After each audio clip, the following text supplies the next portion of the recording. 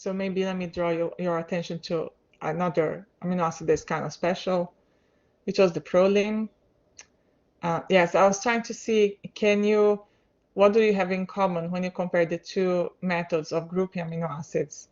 So in this BLOSUM62 table, well, I don't know if it's 62, but 62 is the most commonly used. But in this BLOSUM table, they made this color-coded too.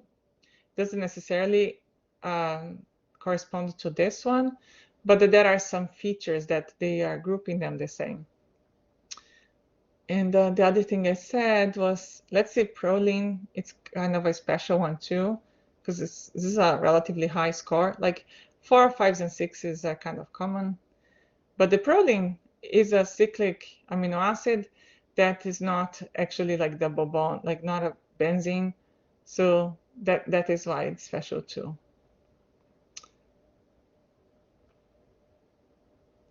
So maybe tell me what's up with all the purple ones.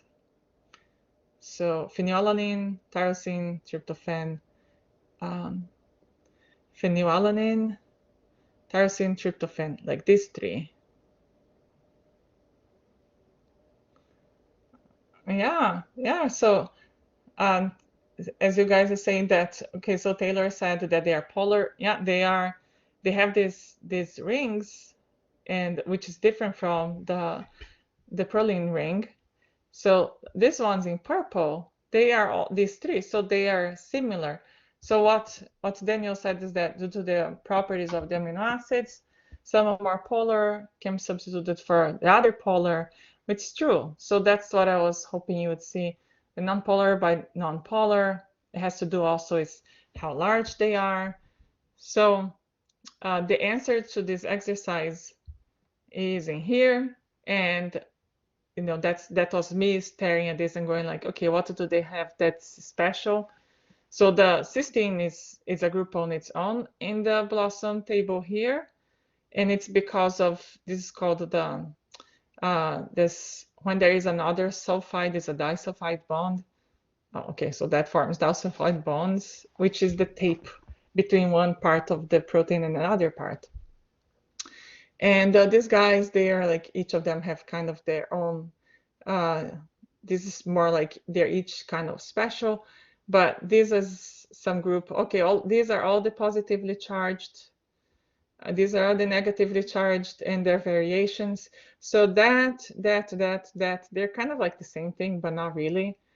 So this is aspartic acid, glutamic acid, asparagine, glutamine. So glutamic acid, glutamine, they're similar.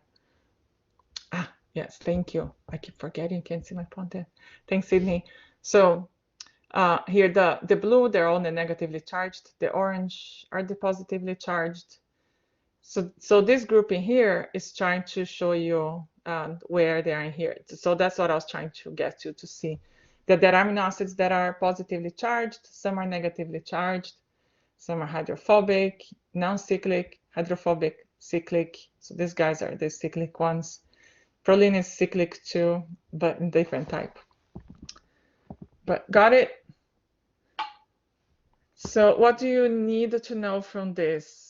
I wanted to know what is an amino acid substitution matrix, and it's this table here.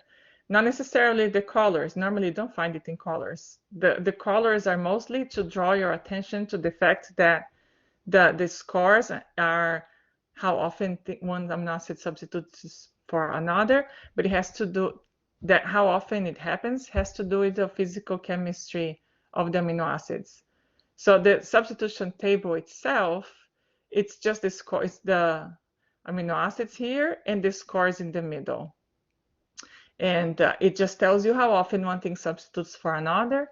It doesn't tell you why, but the color-coded table here and this is to show you the why that happens. All right, good? All right, so you are going to learn in bioinformatics, how do we use the scores of this table? We use that when we do alignments. So we're going to see if an amino acid has, or a protein has this amino acid, and the other protein has this one, then it's a mismatch. And for that mismatch, you're going to assign 0 points. So let me do the exercise with you, and then I'll go back and tell you about dynamic programming. But I want to show you the beginning of dynamic programming.